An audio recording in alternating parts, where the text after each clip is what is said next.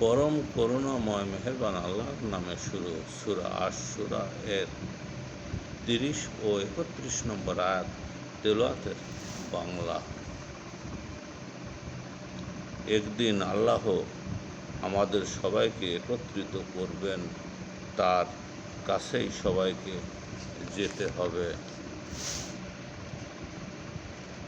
আল্লাহর আহ্বানে সাড়া দান করার পরে যারা সাড়া দানকারীদের সাথে আল্লাহর দ্বীনের ব্যাপারে বিবাদ করে,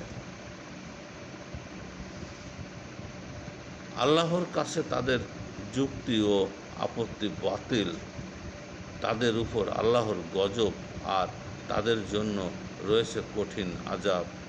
এই কিতাব ও মিজান যথাযথভাবে আল্লাহই নাজিল করেছেন।